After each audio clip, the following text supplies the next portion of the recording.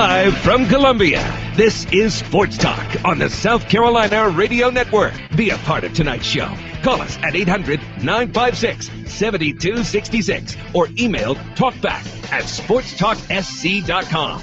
Now, here are your hosts for Sports Talk, Phil Kornblut, Kevin McCrary, and Tom Hayes. The kids were kind of apprehensive about trying to figure out where we're going and what was going on and all those types of things. So it was a relief for them how we can concentrate on playing baseball and go to a great venue over in Vanderbilt and play a really good, tough field. Be able to host a regional here in Columbia is no small feat. I know some folks around here might take it for granted, but I think we've hosted 16 in the history of our program, had several in a row here. It's not an easy task in our league. What our players have accomplished is very significant in my eyes. Well, it might be Memorial Day for all of us, but for Jack Leggett and the Clemson Tigers, it feels more like Thanksgiving, as the Tigers are very thankful for being included in the NCAA tournament. Apparently, it came down to the very end for Clemson in the discussions by the selection committee. Perhaps, based on what was said on television today, they might have been the last at-large team in. Certainly, we know for sure they were one of the last four, as stated by the selection people. But in the conversation on television on ESPN, when Clemson was announced, the folks in the ESPN studio tied them into an Oregon State team a few years ago, which was the last team into the tournament, and they went on to win the national championship. And so what they were pointing out is you can be the last team in, play well in the tournament, and still win the national championship. So it doesn't matter if you were the first one in or the last one in or in between. 64 teams now have a chance to play for the national championship in baseball. We have it all covered for you here tonight on this live Memorial Day edition of Sports Talk from Columbia. Phil Kornblut, Professor Tom Hayes, the estate man Graham Pope, and I think I can speak for everybody here in that we wish you all a very nice rest of your Memorial Day weekend. And, of course, we remember what Memorial Day and the weekend is all about. And we're very thankful for the service of the men and women of America who have put on the uniform to protect all of us and give us the freedom that we enjoy here to be able to talk sports, to be able to talk about the NCAA baseball tournament, and to look forward to covering the regionals coming up this weekend. Clemson going to Vanderbilt. We'll give you details on that. And Pro USC, of course, we knew earlier in the weekend they would be at home to host their fifth straight regional against a pretty good field that does not include another state team this time. And I figured that was what's going to happen this year, but we both figured, and I thought very succinctly that Maryland would come down here. For some reason, just thought that would be the case. And Maryland proved to be a tough team over the weekend in the ACC tournament. That one big inning they gave up against Georgia Tech was the death knell. It would have been interesting enough to have Maryland win their ACC baseball title just as they're leaving the league. The interesting thing is I thought Clemson got into a tremendous field, might be just at a glance one of the toughest fields in the opening round. You got Oregon, you got Xavier, and, of course, you've got Vanderbilt there. South Carolina opens up against Campbell, Old Dominion, and Maryland, the other two in Columbia. We'll update all of that. And the USC golf team on the move trying to make the top 8. We'll update that in a moment.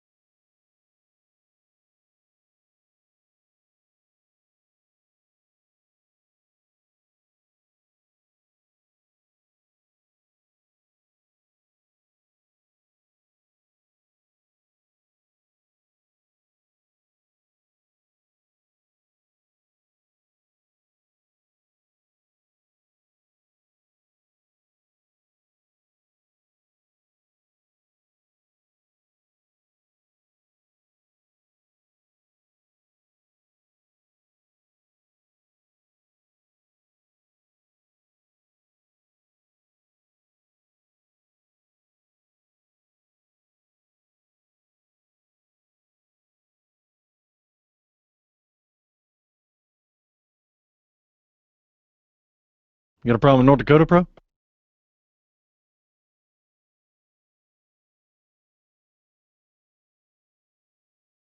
Steroids. Stand by.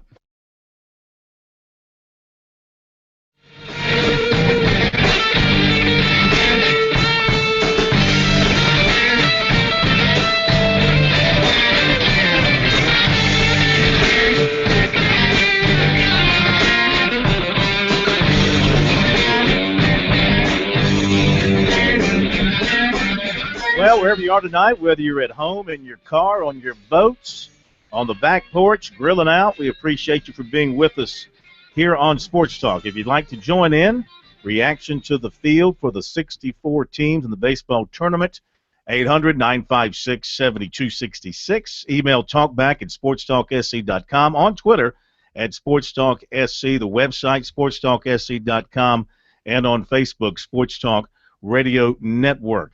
There did not appear to be, there's always one or two teams right on the bubble that you could look at and say they should have been in, and you question why some other teams got in and these teams did not get in.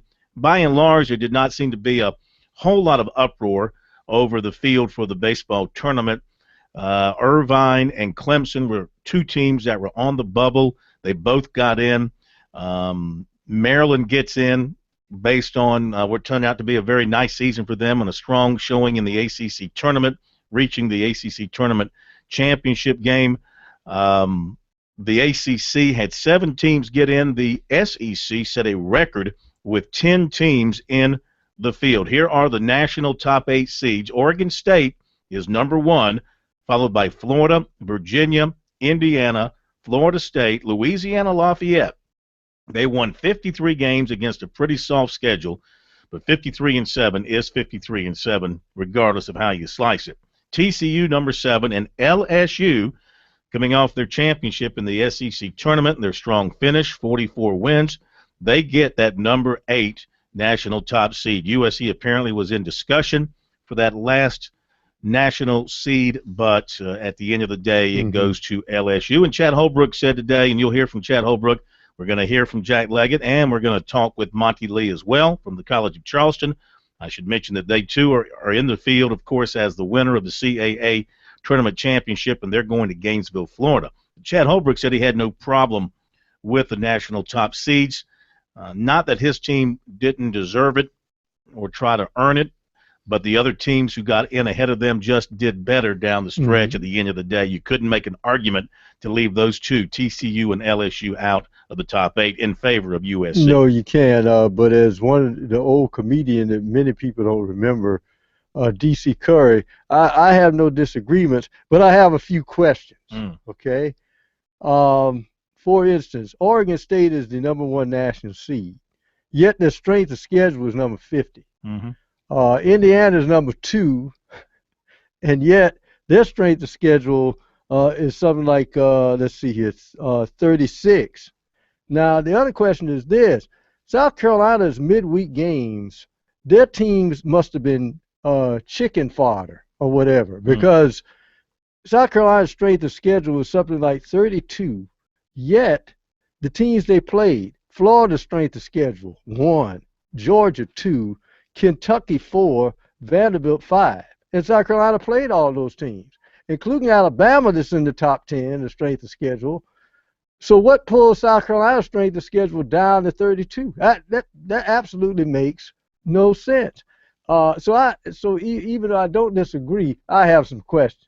Yeah, you must have to probably have to work in those midweek games. And the way Clemson's season went, if Clemson had a better year and been higher ranked, higher RPI, that would have helped South Carolina's strength of schedule and RPI. So that's probably where it got away from them a little bit from that standpoint. But, they're just happy about being home again. I think this is the 5th straight year for South Carolina hosting a regional, and they'll take whatever comes their way moving forward. The winner of the South Carolina regional will play the winner of the Virginia regional, which obviously if Virginia wins, they will host the super regional. And the winner of the Clemson regional will play the winner of the bracket. You've got Oregon State hosting, and you've got North Dakota State, the number 4 seed there, UC Irvine, and UNLV. UNLV, the number 2 seed. I should mention these in order of seeds. That's how we'll do it. So it's Oregon State, UNLV, UC Irvine, and North Dakota State. The Oklahoma State Regional, Oklahoma State, Nebraska, Cal State Fullerton, and Binghamton. The Rice Regional in Houston, the Houston Regional, Rice, Texas A&M, and George Mason.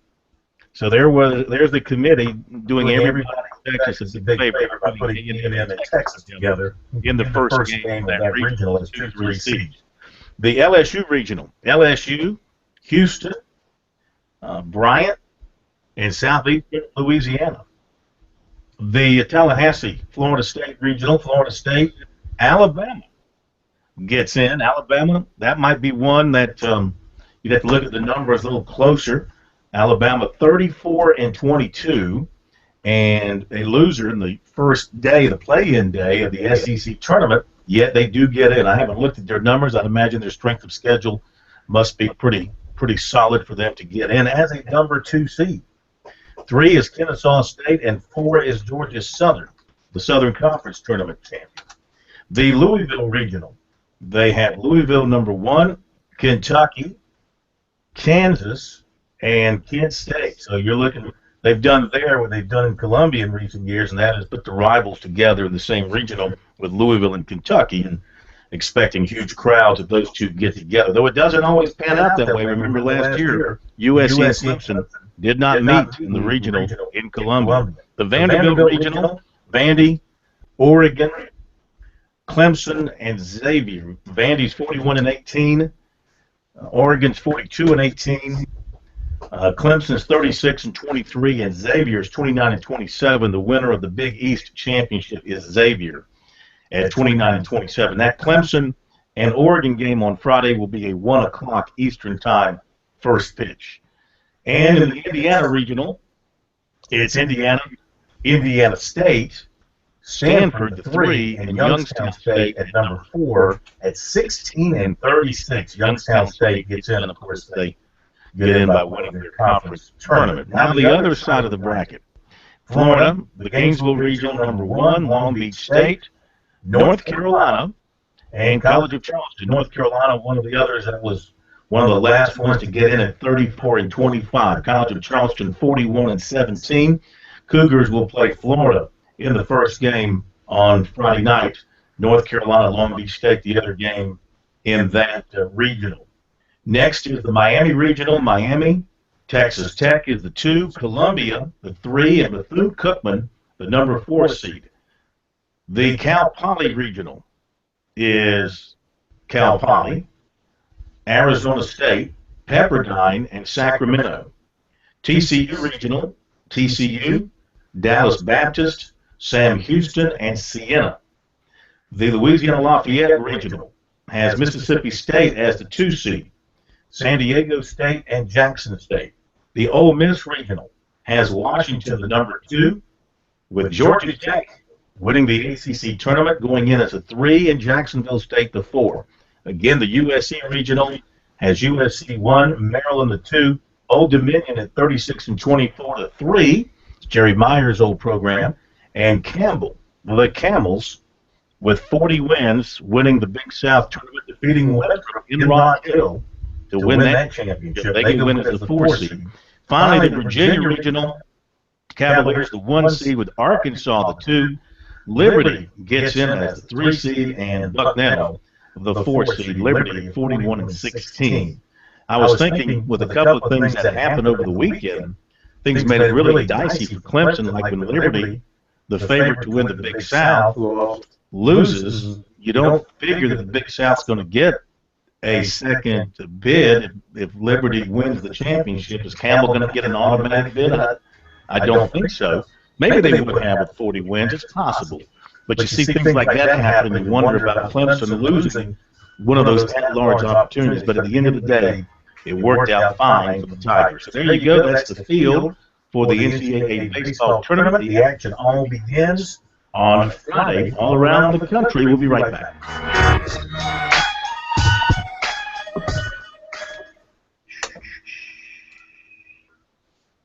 Why can't I find game notes on this freaking Oregon website? I hate it when they make websites so damn complicated. I can't find freaking game notes. So when do you want to run the players, one of these segments here, or later? Later. We'll do the first thing will be Chad. Praise for 6:30, right? Oh, no, the game was over. Oh, is the game over? Yeah, they blew a 6-1 lead. I knew that. Yeah, the Red Sox, they just Big Poppy again, that 3-1 homer tied the game. I'll do baseball and update the golf here as well. We'll do Major League Baseball. Yankees won, Cardinals won.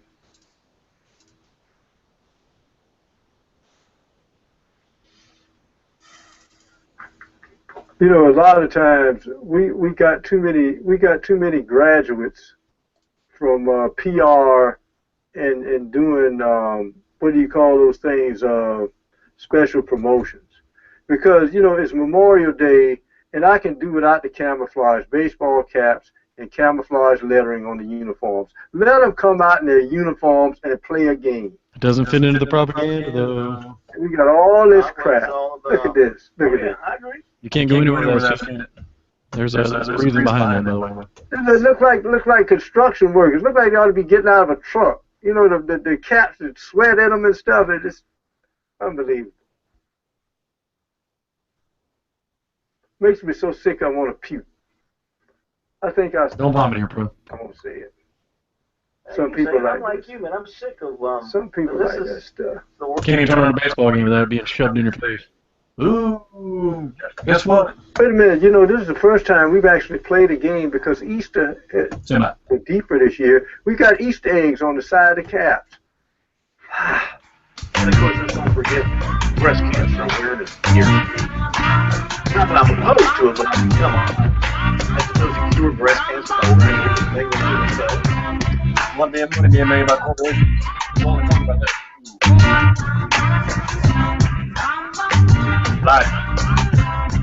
All right, coming up, we'll hear from USC baseball coach Chad Brooke. We'll let you hear what he said at his news conference earlier today. He's under the weather. He stayed away from practice yesterday. He was feeling really poor, and he went to see the doctor after the press conference to get an IV, and hopefully for him, he was going to be out at practice today, but he wanted to stay away from his players because he didn't want to spread any virus around. So he's under the weather a little bit, but we'll have his comments for you. We'll have Jack Leggett live at 7:10, 7:14, and we'll have Monty Lee live as well at 7:30. We'll also hear from the Gamecocks' Grayson Griner and the Tigers' Daniel Gossett. So we got a lot of great stuff coming your way here tonight on Sports Talk, as you come to expect, as we come to you live on this Memorial Day night. I got to believe, if tradition holds form, that we're the only live sports talk show going in the state of South Carolina tonight. Why is that? Because we care. We don't care to take vacation. We don't care to take day off. We're here to serve our sports audience every night here on Sports Talk. Ain't that right, Steve? That is absolutely correct. I'm glad you brought Busman's that up. holiday. It's a Busman's Is that what it is? holiday, Yeah. And not to throw water on anything, but let me get this off my chest. Yeah, you're kind of in a messy mood. I am, you know, it's Memorial Day, and I understand what it's all about. It is not about promotions. It's about thinking of the men and women who gave the ultimate sacrifice to this country. It's not about having camouflage baseball caps on with camouflage lettering of the teams and the logo. I mean, enough is enough. Just let them come out there in their own uniforms, regular uniforms, play the game, and then recognize those who've given the ultimate sacrifice. Not clothing, not promotions. Please, enough. Couldn't have said that better myself. Now, the Braves blew a 6-1 lead to the Red Sox, Enough. and they lost 8-6 today at Fenway Park, Turner Field. God, there had 30,000 Red Sox fans in the stands. That's one of the problems. Braves being a fans, you hub. should be ashamed of yourself. Those Ashamed of yourself. Boston fans are already back toward the airport, getting on the plane, flying back to Boston after coming in like subversives, taking over the stadium and then leaving. 5-run fifth inning. Ortiz had a 3-run homer, 2 runs in the seventh, 8-6. They win it. The Red Sox do.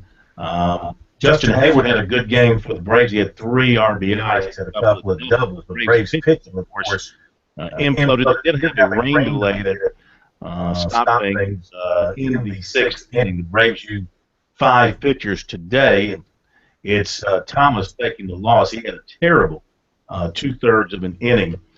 Ian Thomas, he was not good. 2 hits, 2 earned runs, 2 walks, and the Braves lose it this afternoon. Other Major League Baseball finals: Miami beat Washington 3-2. Pittsburgh over the Mets 5-3. Baltimore in 10 over Milwaukee 7-6. White Sox beat Cleveland 6-2. Texas over Minnesota 7-2. USC golf team still alive, trying to get into the top 8 of the NCAA tournament on the last day. They're shot back. I mean, this is atrocious. Seeing the plain black lettering of the New York Yankees written in. Did I get in? That got in there, didn't it? Look, written in camouflage. That is. I know. I hate it too. Look at that. That is just unbelievable. I give up. I don't guess there's anywhere on the Oregon Duck baseball website that you can find game notes. You got a Phil Knight set. I'm sure he's got it there. Game. Great. Talk about endless promotion. He's got. You want to find something on Oregon, just go to Nike. You're going blind looking at this. He's got his All things. in his other set of books. Rob Moses. In the doctrine of books for the Oregon program. What was that the guy said when he took one of the cooks over to the grill, one of the mafia guys? Yeah, you've been giving a little money to yourself, haven't you? And I'm looking at this other set of books here. And you know what happens when you cook the books? You get cooked and push his face on the grill, and then you can see these grill marks. Lesson learned, huh? I forgot what that movie was. That joke was crazy. All they care about at Oregon is football. They care about basketball a little bit now since they built that new arena. And their game is at 10. Their game with Clemson will be a 10 a.m. Pacific. 10 a.m. game time in Oregon. Yeah, Pacific time. I'll spit it out in a second. It'd be 1 o'clock Eastern, I suppose. 3 hour difference. Frickin' Firefox changed their browser on me. I'll open it up for the first time, but then I'm like, whoa. Uh-oh. It looks like the other one. What's it called? Internet Explorer, Google Chrome. Looks like Internet Explorer, yeah. Corner, no, I pick on your basketball abilities a lot, but I believe you can. You probably have just as good as a handle as any of the Indiana guards, by the way. Indiana Pacers? It's amazing that these guys play in the NBA and can't get it past the three-point line and get in the lane without having to stop, pick up their dribble, and then throw it to a defender 5 possessions in a row because they're scared to death. Here's the question. It's insane how bad they are. You wonder how Indiana. The coach at Oregon is, by the way. Baseball. George Horton. George Horton. Is that supposed to ring a bell? Yeah, he was a long-time successful coach at I want to say Fullerton. Cal State Fullerton. I remember when Oregon, Washington, and Washington State, and Oregon State didn't have baseball programs. Yeah, it does boggle the mind that Indiana knew what they had to do this year, and they never made a move for a point guard. Never. Oh, we got enough backcourt people here. We can take care of this. Without at least getting a true point guard, at least one coming off the bench, and they never did. So a lot of ESPN's going to pound it in your face. Ooh, he dig in on defense. No, Indiana's guards are terrible. They are god-awful. You think Tony Parker's just going to throw it to their defense in the next round? You're out of your mind. And then, of course, San Antonio was right. He said, no, well, Ibaka's out for the playoffs. We don't believe that. Oh, we got to jump right into a chat here. Really quickly.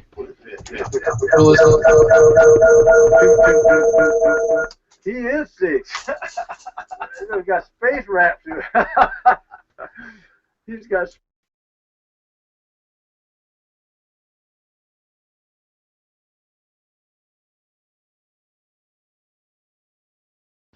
Well, it's obviously I'm very proud of our.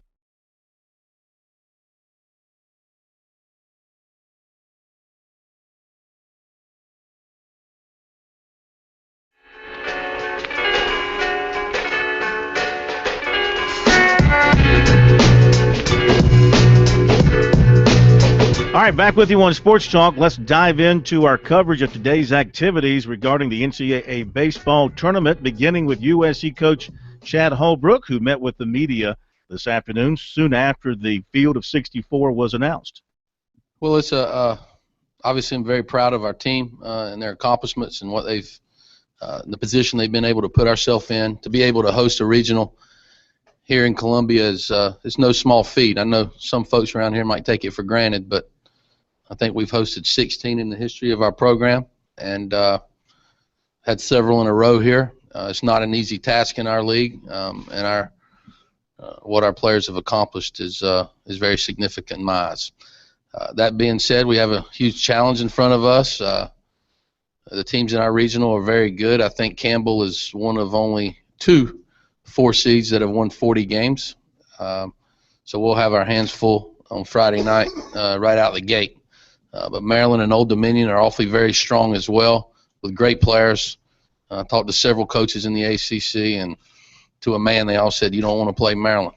So I know we have great teams in our regional. We have a heck of a challenge in front of us, and our players are excited to be playing at home, and I hope that the atmosphere that our great fans create will certainly hopefully be the difference in helping us advance. We're certainly going to need our fans, and we're going to need the atmosphere because the teams that we're playing are awfully good and awfully talented. So we're excited. I'm happy for our players and our coaches, and like I told our players, we're 5 one-game winning streaks away of being where we want to be, and we love to put ourselves in that position. We work all year long to get to the point where you're 5 one-game winning streaks away, and we're at that point. Yeah, just curious if you'd held out any hope coming into the day after the week that was at Hoover about a national seed, and if there's any disappointment to be passed up on that. No. I knew after Hoover, my expectation was we were in position to host, and if something would have fell in our lap from a national standpoint, somebody's going to have to lose more than 1 or 2 or 3 teams probably. So, no, that wasn't anywhere in my thought. My thought process was we're hosting, we get to play at home on Friday, and we're excited about that. Coach, can you just sort of give us an update to a couple of guys battling injuries and what their stats will be? Schrock, Bright, those guys going. I think they're both doing a lot better than I am, which is good. Schrock took BP today. He looked like a big leaguer out there. So hopefully he'll be able to bounce back tomorrow. The whole key with Max is the next day. And I didn't let him practice all week. I didn't play him against Florida in the last game just because I felt rest was paramount for him. And we didn't let him practice over the weekend. His first day out on the field was today, and he looked great. And Connor's been slowly and steadily getting better. So barring any unforeseen setbacks, I plan on playing those guys this weekend. Don't know how much you know about them yet, but Campbell had a great run through that Big South tournament through the losers bracket, and I think they only gave up 1 run each of the last 3 games or so. Clearly, they've got some pitching to do that. They do, and you look at their pitching numbers, and I think they got a kid with 17 saves. I just briefly looked at their stats. Obviously, they have a closer that's gotten everybody out about a 1.23 ERA with 17 saves, and I think the Bowers kid's their starter, one of their Friday night guys who's I think he's been outstanding as well. So over 100 innings pitched, and so yes, we're very aware of the program they have at Campbell. I spoke with their coaching staff a couple times last year because we had a makeup game and we about played them, and I chose not to play them because I thought it would, one, they might beat our tail, and then they might do more harm than good. And they won an awful lot of. They're used to winning. What they've done the last couple of years there has been extremely impressive, and not just this year, but last year as well. So they're going to bring some players down here that expect to win, and that's not always the case in the NCAA tournament with a 4 seed. Sometimes, you might get a team at or around 500. Well, we don't have that luxury. We got a team that's won 40 games. So we know we got a significant challenge in front of us. Chad, you win 42 games, 18-12 in the SEC. Is it a little disappointed not getting a national seed, and what do you think the factors were that play into that? Well, I thought we did. I thought we had a great regular season, and I thought after the 56 games we were certainly in that position. And I got news last night that we were still on the board, even though I didn't have much hope. But we were still on the board as one of the 10 or 11 teams left. So I don't know. I didn't really have much. I don't think, honestly, I don't think we deserved it at the end. Not so much because of what we did, because what the other teams did. What LSU did was incredible. TCU's won 28 out of 31, and they're in the number 2 RPI league in the country. I knew it was going to be a stretch for 3 SEC teams to be a national seed, and I got to tip my cap to LSU. I think they're very, very deserving. I think TCU's very, very deserving, and all we can control is what we can control. And TCU and LSU and those they played their way in. Our regular season was terrific. I don't think I look at it as a situation. We played ourselves into the conversation. I don't not playing well at Hoover. I'm sure that hurt us obviously if we'd have. But that being said, Ole Miss is right in there. I think they're one of the best teams that we've played. They had a valid case, and Vandy had a valid case. So, I feel proud of our team's accomplishments. Sometimes you can't control what goes on around the rest of the country, and there's a lot of good teams out there. And I think all 8 national seeds this year are very, very deserving.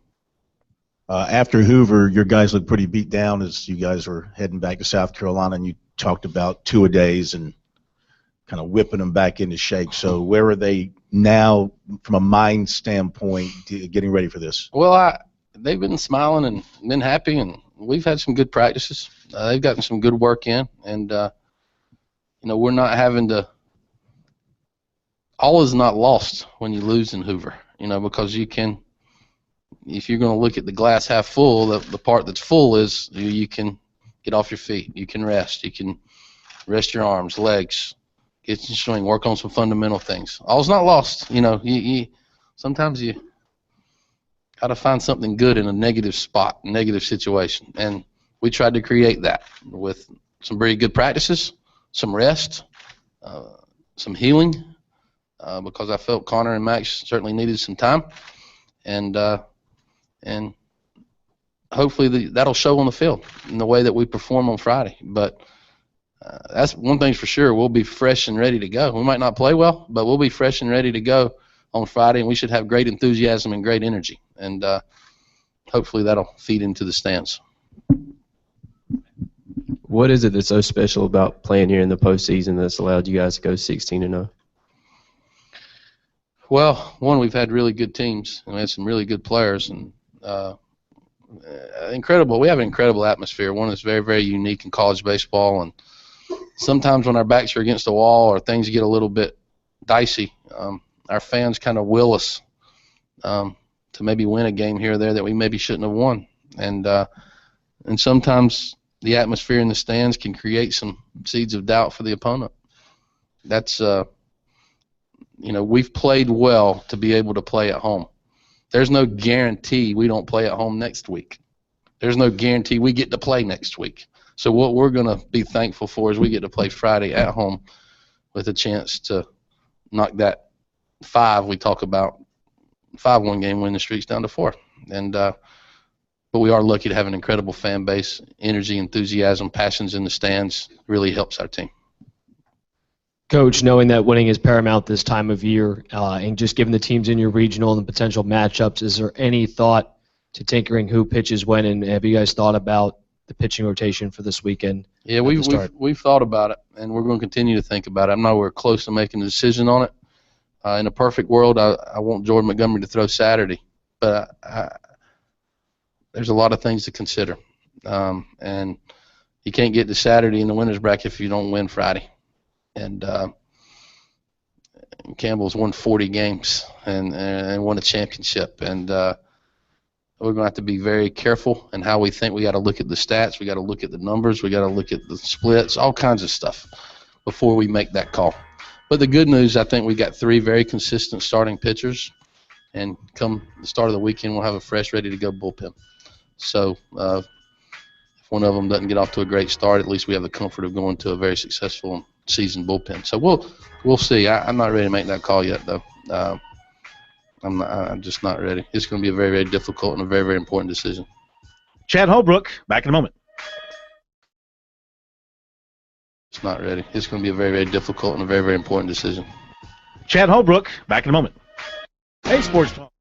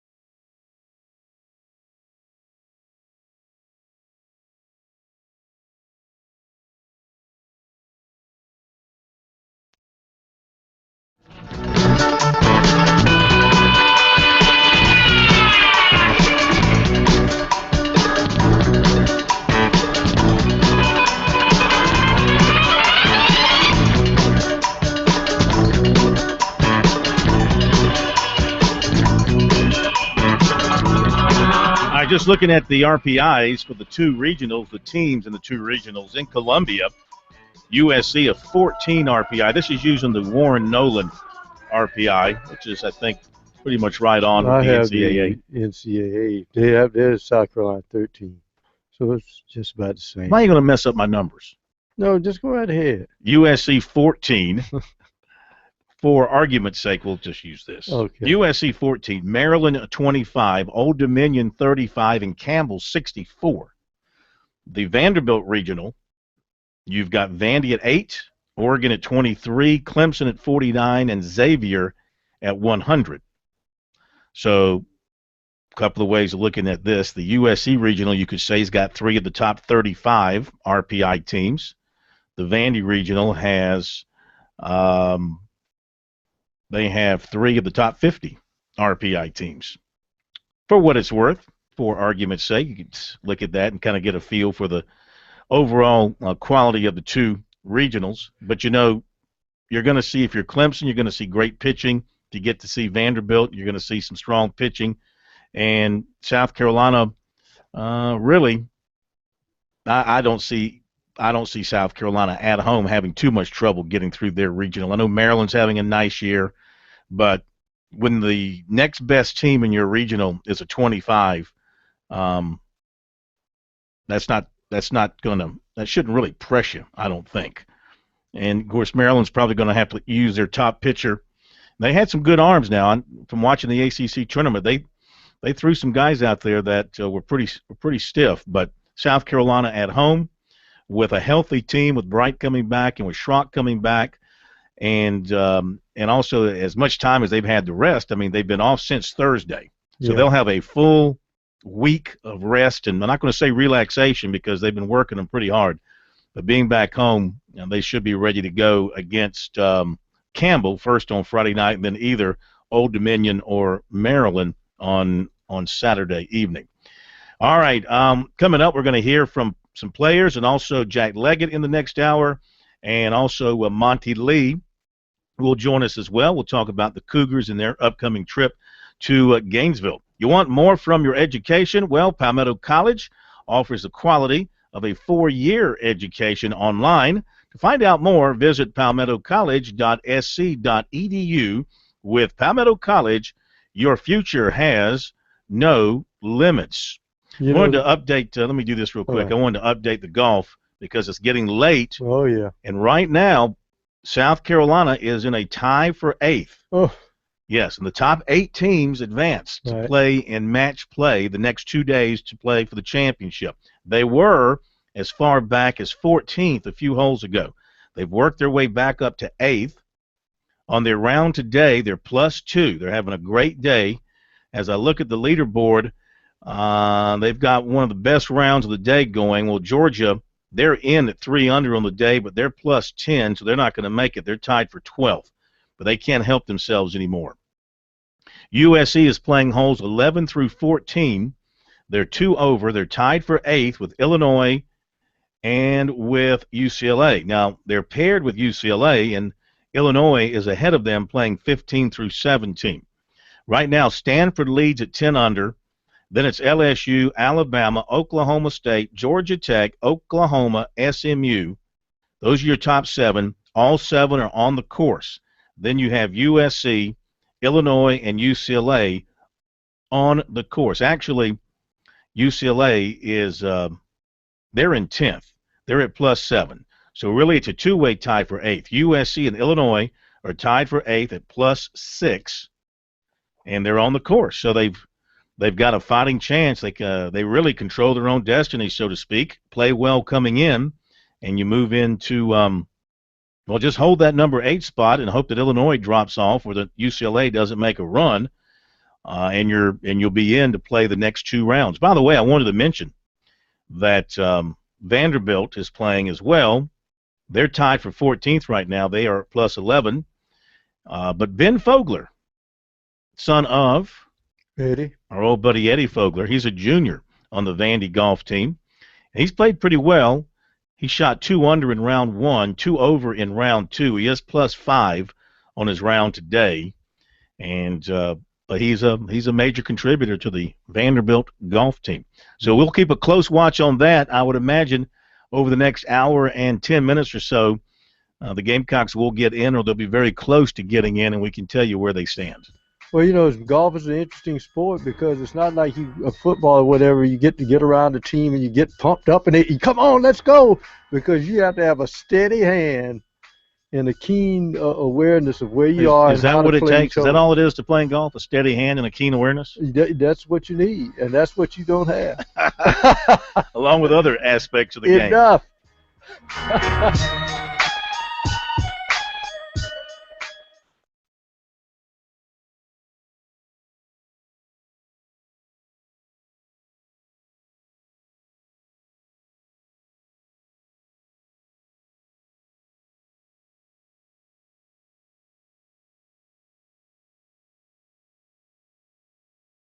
Pretty excited. We've waited a couple days after our pretty bad showing in Hoover, so we got some good practices in, and it's good to know who we got coming in. We got Campbell, a really good Campbell.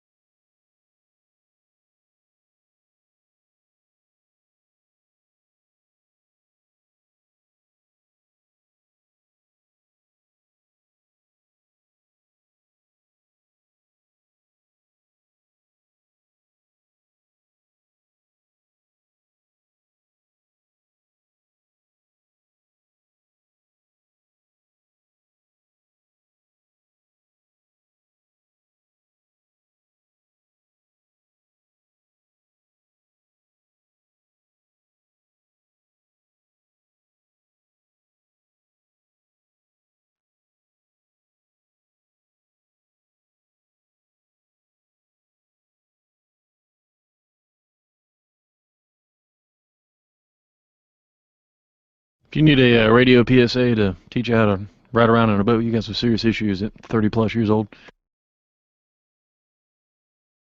Stand by.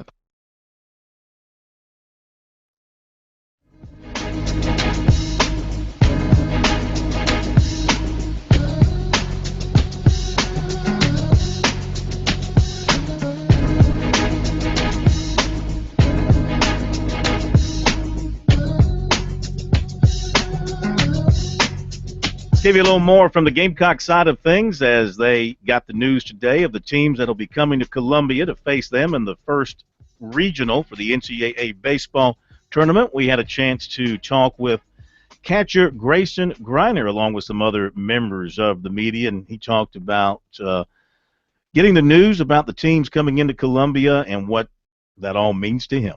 Pretty excited. We've waited a couple days after our pretty bad showing in Hoover, so we got some good practices in, and it's good to know who we got coming in. We got Campbell, a really good Campbell team, so we got a few more days of practice to get ready for them. It's like having some different teams in here, Grayson. I mean, the guys that you haven't seen much before. Yeah, it's nice. My first 2 years we had Clemson, so it's nice not to have that craziness around here. We kind of get to focus on baseball and not so much the rivalry. So we know you got a really good Campbell team coming in and two other really good teams that have accomplished a lot this year. So we're just excited to get going on Friday night. What's the feeling around the team right now after that disappointing showing in Hoover? How the practice has been and what's the energy level like? Good, really good energy. Hopefully we can get a few guys healthy, but we've had a couple really good practices. Hopefully we'll have another really good one today. And we've just flushed what happened in Hoover. There's nothing you can do to change it now. We didn't play well. We know that, and we just got to play better this weekend and ready to get cranked up on Friday. Do you feel like Hoover cost you guys a chance to be a national seed, and how disappointing is that? It probably did. I don't really know how that stuff shakes out, but you can't really focus on that. You still got to win the same amount of games, whether it's at home or on the road. So it might have been a little easier for us, but now we got a challenge ahead of us. But first things first, we got to take care of Campbell on Friday night and play our best game.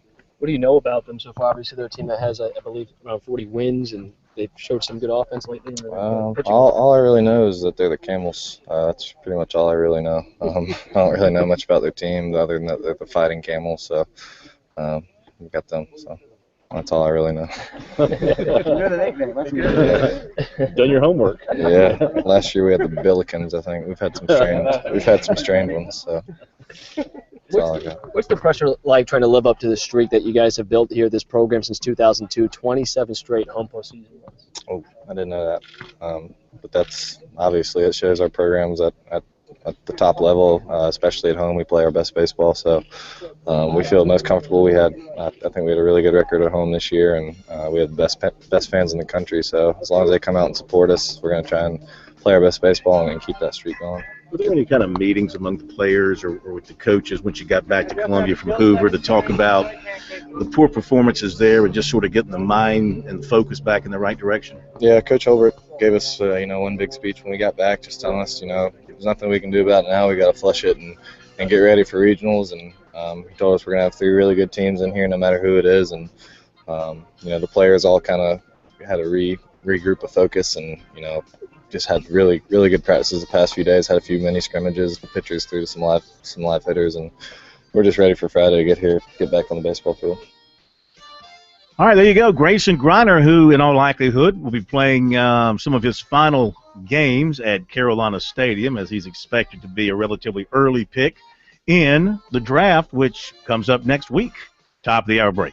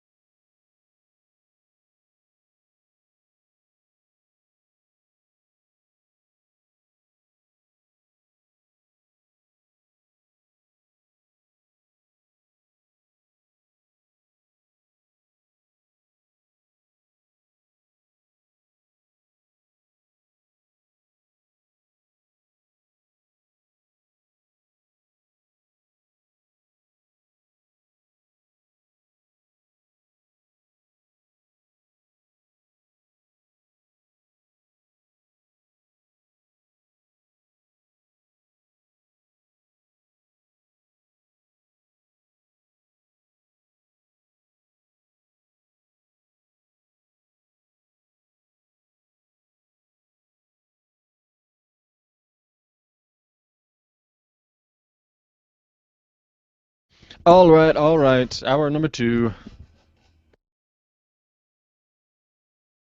Stand by.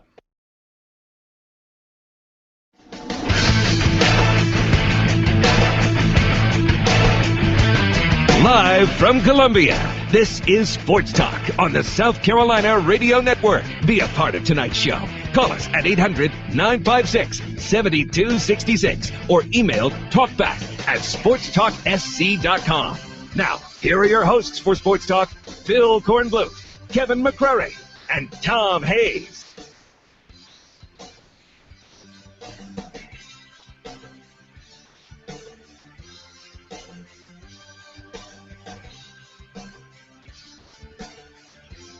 Okay, we're back at Sports Talk, South Carolina Radio Network. Coming up, Clemson baseball coach Jack Leggett will join us, and we'll talk with him about heading to Vanderbilt to face Oregon. May also meet up with Tim Corbin, his former assistant coach, the head coach at Vanderbilt. Oregon, a record of 42-18. They were 18-12 in the Pac-12. Looking at some of their numbers, one thing that stands out is their speed. They steal a lot of bases. They stole 66 bases. They were 66 out of 98 in steals this year. They also hit 27 home runs, that's some power in today's college baseball. Their leading home run hitter, Sean Chase, he had 12 home runs on the season and 80 RBIs, a slugging percentage of .625. So obviously this is a guy you got to be careful with, a .281 batting average. I've got to check on him because he played in only 50 games, 50 of their, 60 games? And 36 starts. I'm wondering if he's been injured. I got to check on his status. But if he's available, he's obviously the guy that swings with the power. A .259 team batting average, so not all that good overall, top to bottom. Only one hitter in the regular lineup, Mitchell Tolman, only one hitter over 300. He's batting .315. Defensively, pretty good. Only 55 errors in their 60 games, .976. Pitching-wise, the top winners are Tommy Thorpe. He's 10-4, 2.20. Jeff Gold, he's 10-2. 3.14. Their closer is Jake Reed, 13 saves, 3-1, 2.08. As a staff, a very good ERA of 3.03. So, pretty solid team. Not exactly an offensive juggernaut pro, but they obviously have some speed. And at least one guy, if he's healthy, I got to check him out here, at least one guy who can hit for some decent power. Well, obviously it sounds like they manufacture runs, get key hits, and they don't give you 4 and 5 out innings. And that's the key to any good baseball team. But, the thing that makes Clemson dangerous, and I know you'll talk to Jack Leggett about, is if you can get Daniel Gossett and Crownover on their games, I don't care what team is ranked above you. As they say, momentum is as good as your next guy that walks on that hill, and Clemson is going to be very dangerous in Nashville. They've had some injuries in their pitching. Thorpe and Gold have been the two mainstays, but after that they've had some uncertainty due to injuries to left-handed starters Cole Irvin and Matt Crook. The Sunday starting slot has been in flux much of the season, but the Tigers don't have to worry about that right now. They need to worry about probably Thorpe. I imagine Tommy Thorpe is the guy that will be the starter. He is the ace of the staff.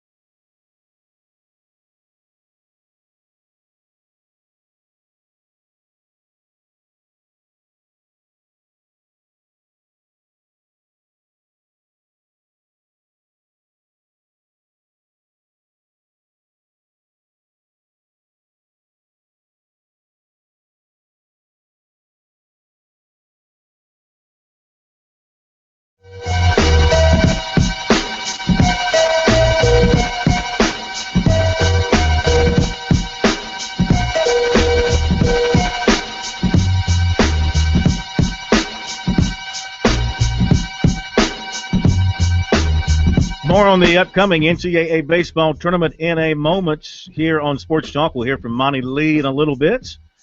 Give you a few recruiting notes as well in the next half hour. You want more from your college education? Well, Palmetto College offers the quality of a 4-year education online. To find out more, visit palmettocollege.sc.edu. With Palmetto College, your future has no limits. All right, we welcome to Sports Talk Clemson baseball coach Jack Leggett, 20 out of 21 years, getting his team to the NCAA baseball tournament. This year, a number 3 seed headed to Vanderbilt. And first of all, congratulations. It wasn't easy, but at the end of the day, you and your guys got it done.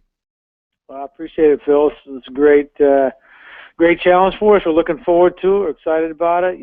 Honestly, we felt like we had done enough to, get in the tournament, and we felt good about, how we've been playing. And the last 15 games, we played it very well. And so we're excited about it, excited about the opportunity, and just a lot of parity out there in the country. And we're glad to get in, glad to get moving. Tell me about the last 18, 24 hours for you. How much sleep did you get last night? What was your stomach feeling like as the bracket was being announced? So I think maybe you might have had an idea before. There was word circulating from some of the websites that you were in. Maybe you knew, maybe you didn't. But what was it like for you? Well, it's always, this time of year is always kind of nerve-wracking.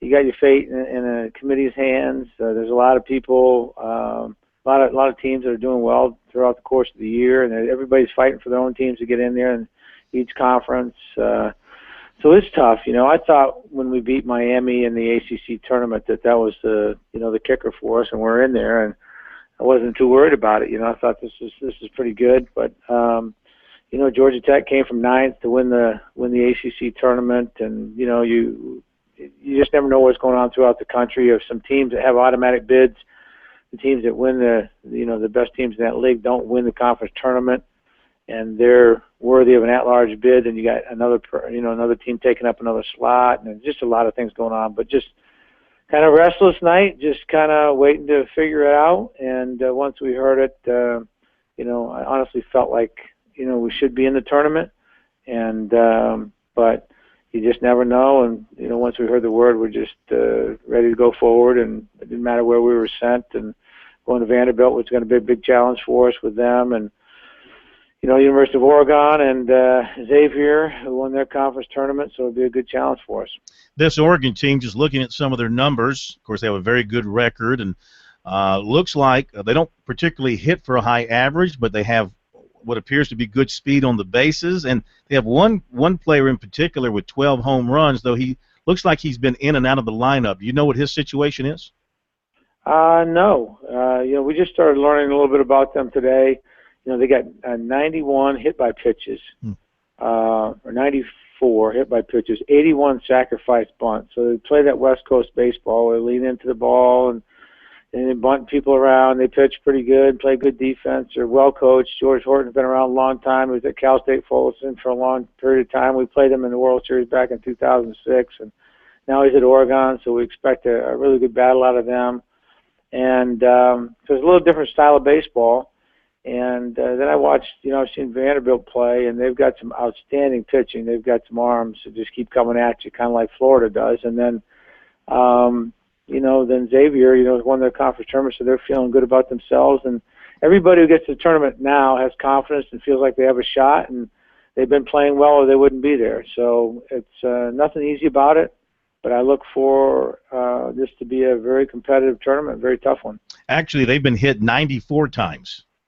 94 times. How about that? 94 times, if I'm reading the right column. In column. comparison, we've been hit 30 times, so it's 3 times. But they obviously something's happening. Their opponents have been hit 77 times. Really? Yeah. Well, maybe we'll get hit this week.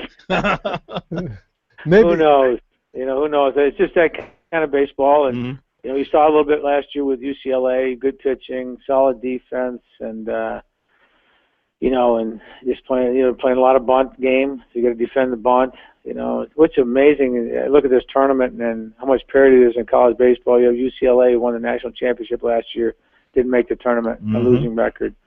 Arizona 2 years ago won the national championship, losing record, didn't make the tournament.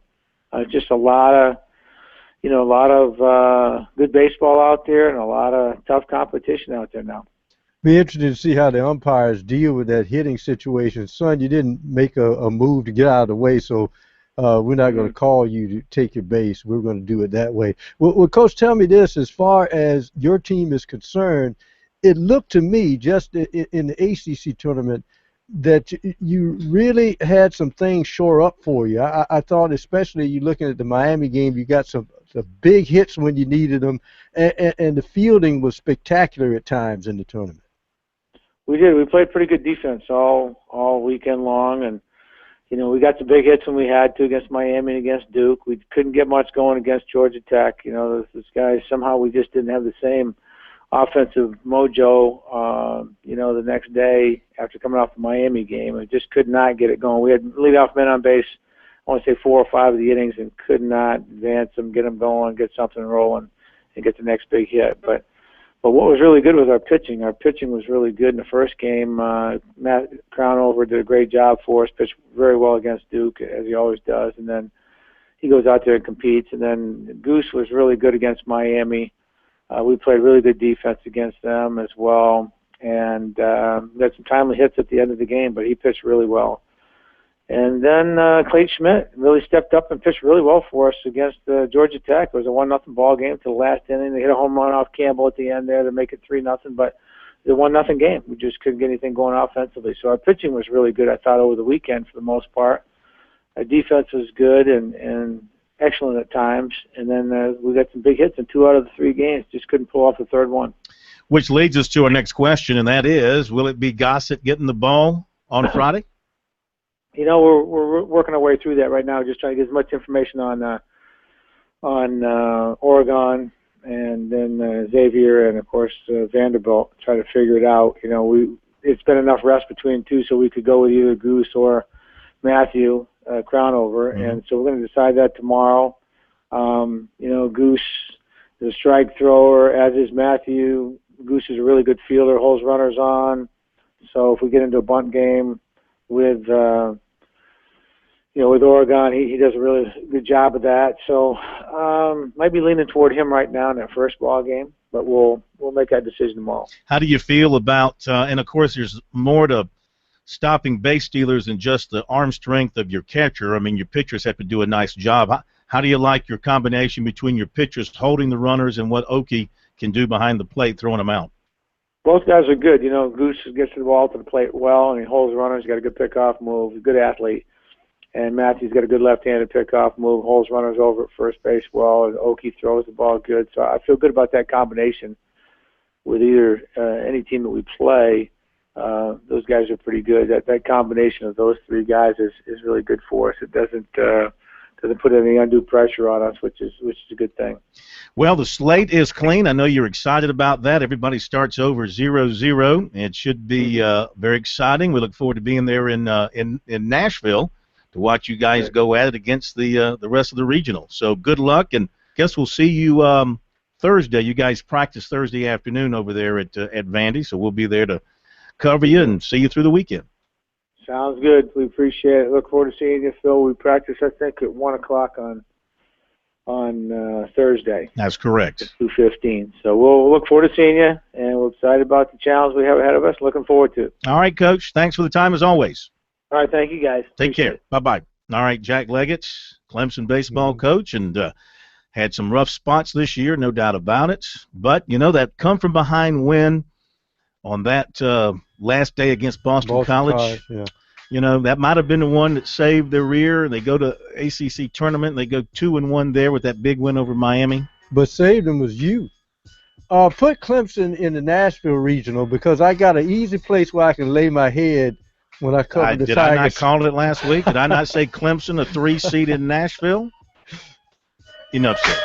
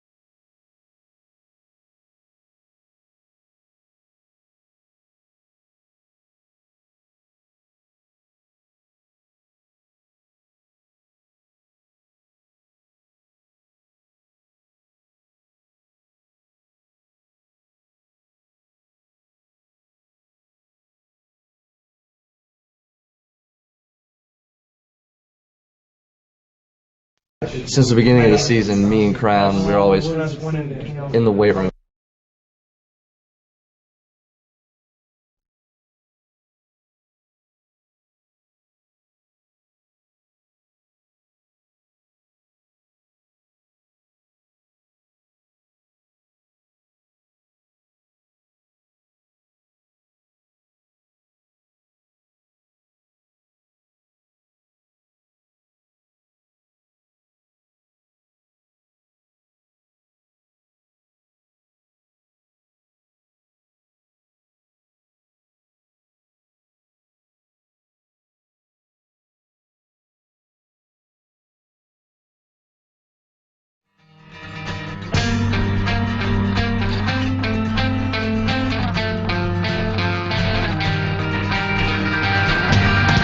All right, thanks again to Jack Leggett for being with us. Monty Lee coming up after the bottom of the hour break. And let's give you a little more from the Clemson locker room after the Tigers got the announcement today that they are in the field and they're going to Vanderbilt and they're going to play Oregon. And you heard us talking with Jack about, will it be Gossett?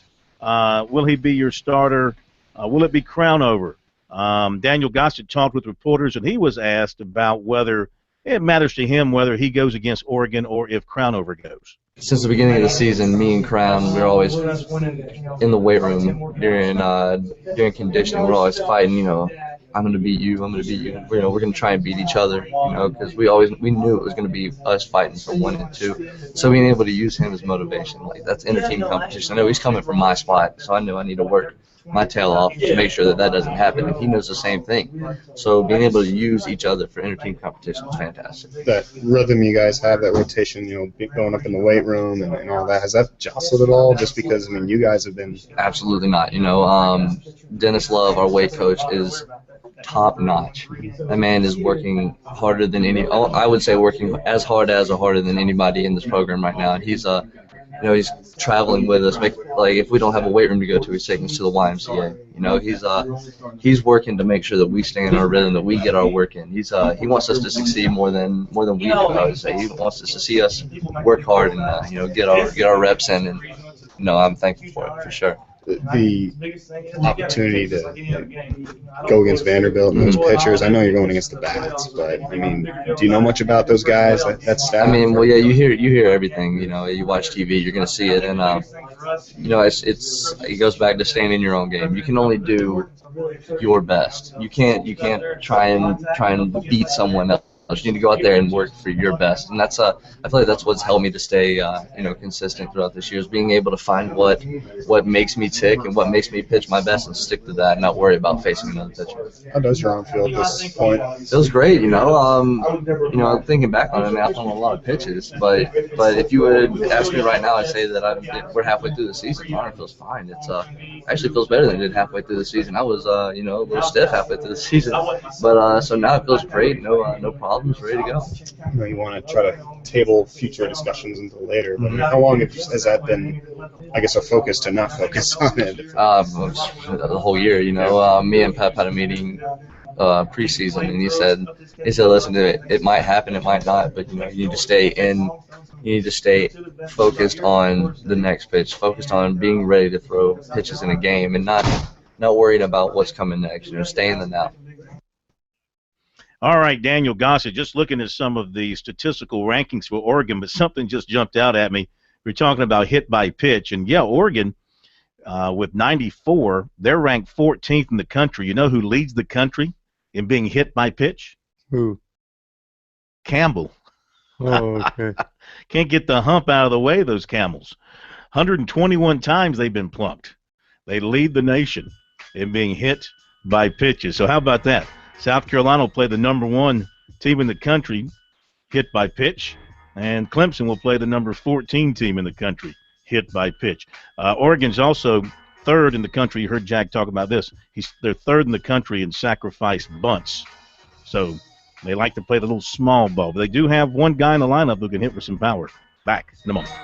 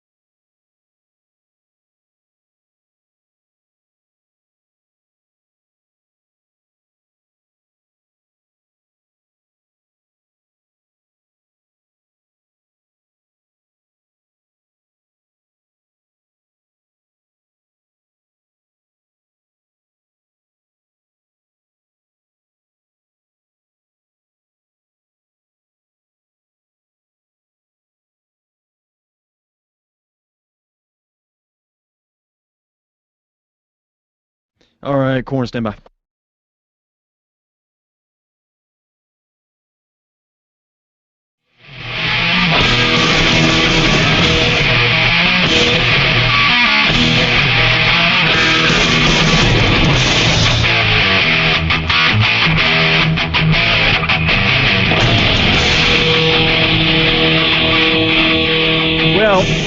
Well, Mr. Stupid here all weekend long. I'm looking at the Southern Conference tournament scores, looking for the College of Charleston.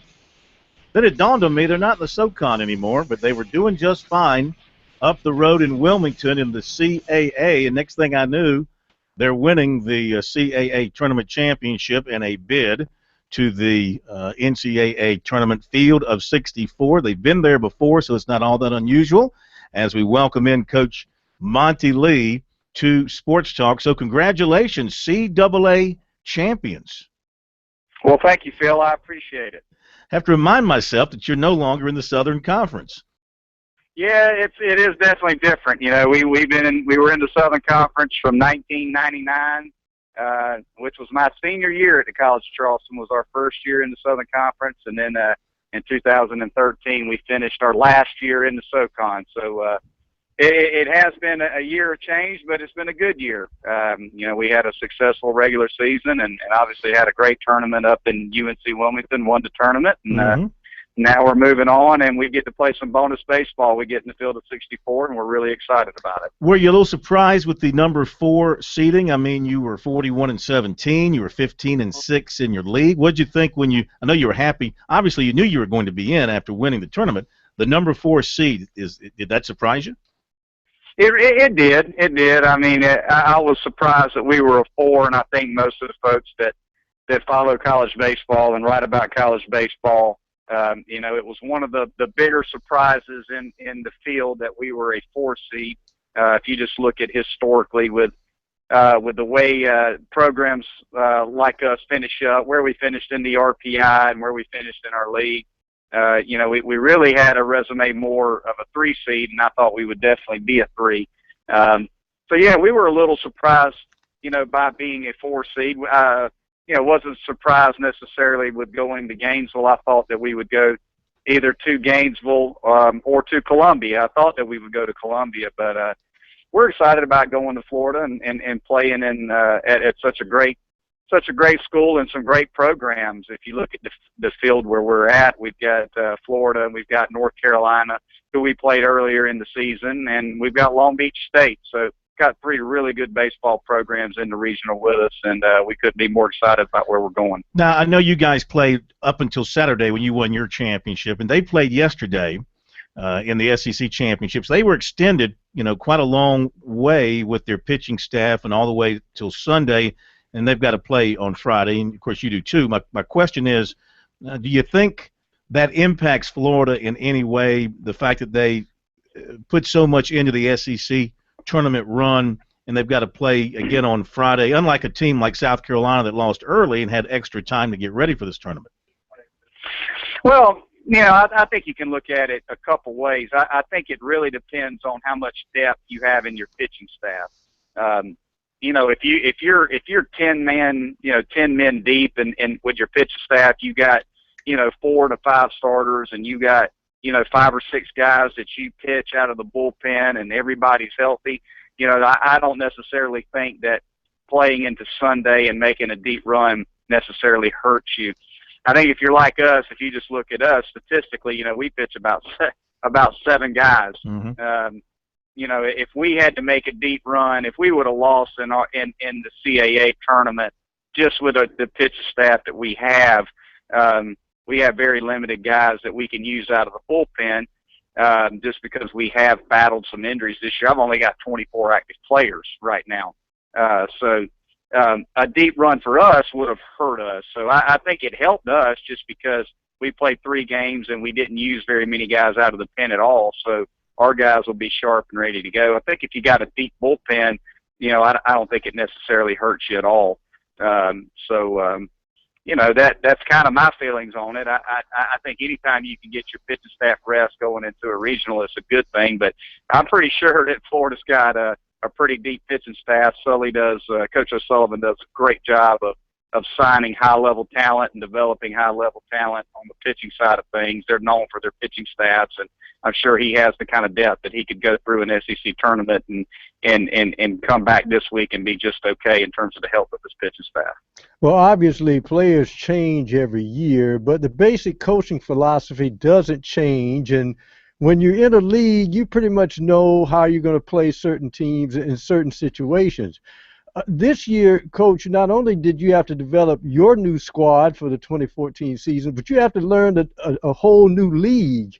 What have you learned about you, your coaching staff, your players, adjusting on the fly to a new league, and will that help you, the lessons learned, as you go into the NCAAs? Well, I'll tell you, the CAA just – and obviously this was our first year in it, and I don't know traditionally if it's the nature of the league or not. I felt like the CAA was more of a pitching and defense league this year in particular. Than the SoCon. The SoCon's a great baseball league. I thought the SoCon was a little more offensive. And that being said, I think if you just kind of look at what we were able to do this year, we didn't necessarily swing the bats all that well. I don't think we averaged but maybe 5 runs a game, and traditionally we've been a pretty offensive program. But the thing about our team this year is we pitched and defended so well. We led the league in pitching, and we were tied for first in fielding percentage. And I think that's the biggest difference between the Southern Conference and the CAA. I know when we played Georgia Southern in the middle of the week, at that point in time, I don't know if we had played a team that was more offensive than them in South Carolina. Those were probably the most offensive teams we had played until we played William and Mary at the end. William and Mary, I think, was 3rd in the country in runs scored per game, and they were in our league. But it just seemed to me that the teams in the CAA were more pitching and defensive-oriented ball clubs. And if you look at this regional, I mean, all 4 of the teams are known for having good pitching staffs and good defensive ball clubs. Florida, obviously, is a very good pitching and defensive team. North Carolina, we played them early in the year, pitching and defense. You look at Long Beach State's always known for pitching and defense, and that was really the nature of our club this year. So I think going into a regional like this, the fact that we won based on our pitching and our defense and not making a lot of errors, not walking anybody, we didn't walk very many guys at all this year. We have a lot of guys that throw strikes, and we make routine plays behind them. And, for us, you got to come beat us. You got to out-hit us and out-pitch us. And as long as we don't make a lot of mistakes, a lot of errors, and we usually have a chance to win because of our pitching and our defense. And I think that's probably going to be the case in this regional. Is the team that catches it and throws it the best is probably the team that's going to wind up winning it. And have you made your decision about who gets the start on Friday? We haven't yet. I mean, we've got a good problem with our 1 and 2. Mm-hmm. We've got Taylor Clark, who was an all-CAA performer, has won 10 games for us, and he's been pitching on Friday for us. And we've got arguably one of the best freshmen in the country in Bailey Ober, who leads all NCAA freshmen in ERA. He's got us, a low 1 ERA. He's been absolutely phenomenal. So we haven't decided yet what we're going to do. Both those guys will be ready to go Friday, and we'll probably make that decision by tomorrow afternoon when we practice. But we haven't quite made that decision. We talked a little bit about it today. Today was pretty hectic with the selection show and having to get a practice in right after that. And we haven't had a chance to talk about it in depth. Coach Heath and I, my pitching coach, but we're trying to make that decision by tomorrow. All right, so well, listen, good luck to you down in Gainesville. Hope it goes well. 7 o'clock, you take on the Gators on Friday night, and we'll be hearing more from you and the Cougars from down in Gainesville later in the week. And best of luck to you, Coach. We always appreciate the time. Well, thank you, Phil. Thanks for having me on, and wish you guys nothing but the best. We thank you so much. Take care. Monty Lee, coach of the College of Charleston, going to the tournament for the 6th time in the last 11 years. He is continuing the tradition of very good baseball. Even though they switched leagues to the CAA, they continue to play high-level baseball. Not the power-hitting team, not the high-average team, as you heard him say, like they've had in the past, but they can pitch it pretty well. And they're going to face some very good pitching in Florida. Florida, not an overwhelmingly strong offensive team either, but they can pitch it at a high level too. We'll be back. More Sports Talk coming up.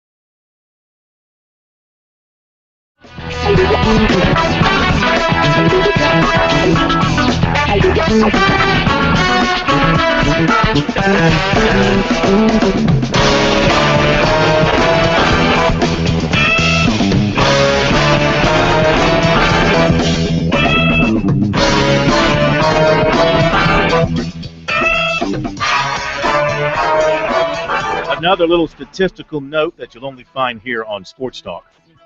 I'm now obsessed with hit by pitches after talking about it with Campbell and Oregon. Did you know that, as we mentioned, Campbell leads the nation in being hit by pitches?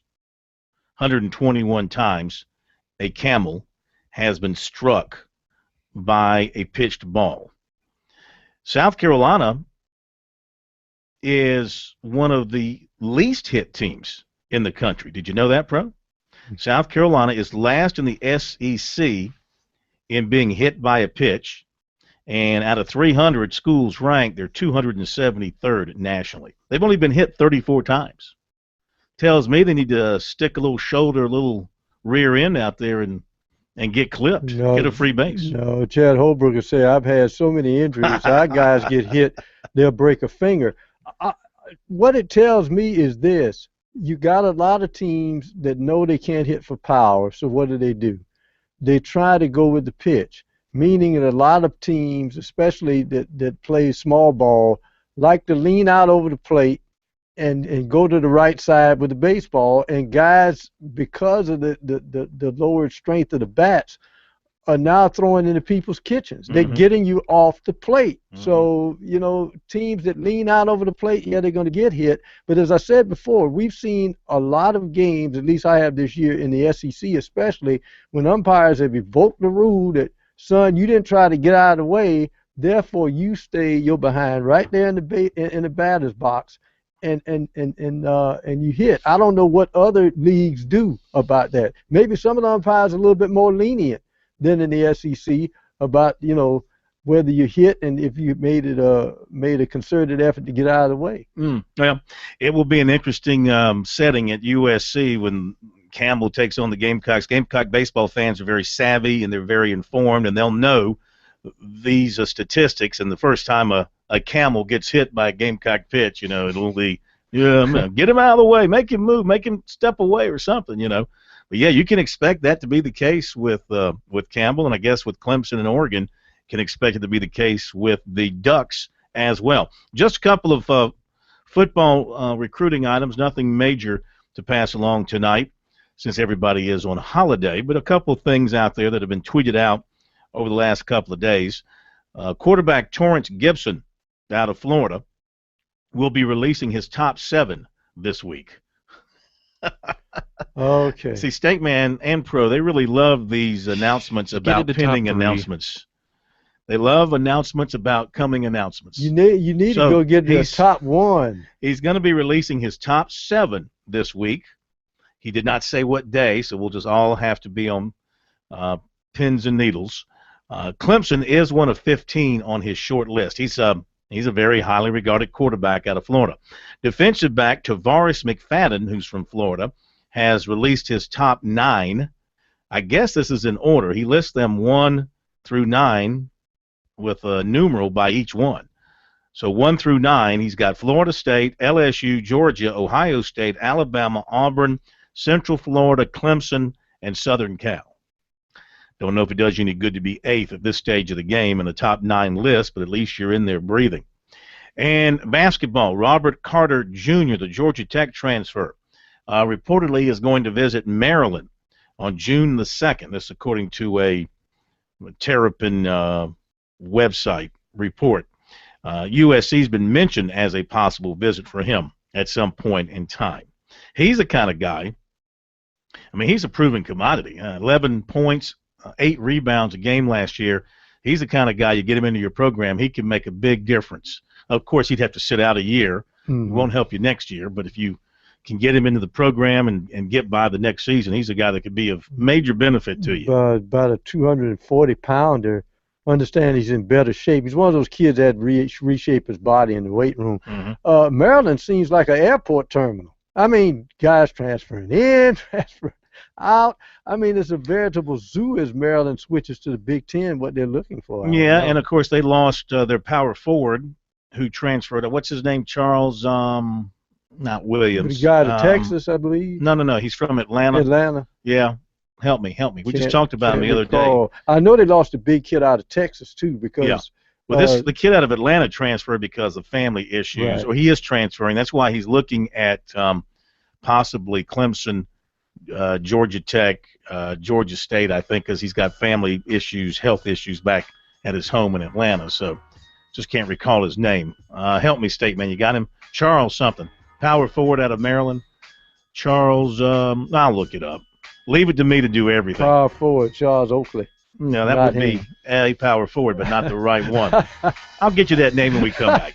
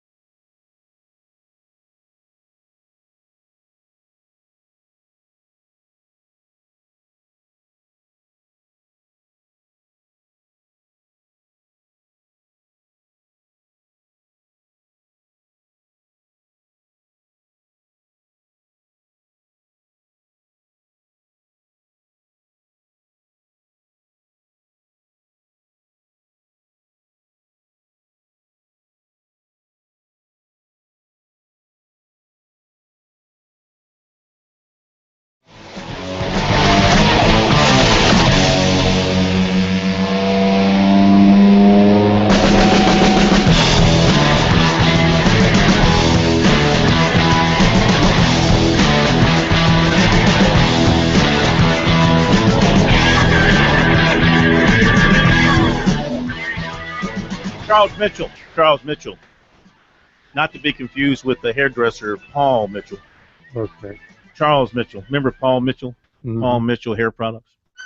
Never really used them. Too expensive. Anyway, Charles Mitchell, 6'8" forward, transferring from Maryland. I think Clemson was mentioned as a possibility because he's trying to get closer to home in Atlanta. So that could be a situation, too, where he might get a waiver from the NCAA because of extenuating circumstances, might get a waiver to be able to play right away, but time will tell. Now, tomorrow night on Sports Talk, we will have more for you leading up to regional play, more from the Gamecocks and Tigers. We'll have, I believe, Chad Holbrook with us live tomorrow night. Hopefully he'll be feeling better, and he can join us as we'll continue to preview those upcoming regionals.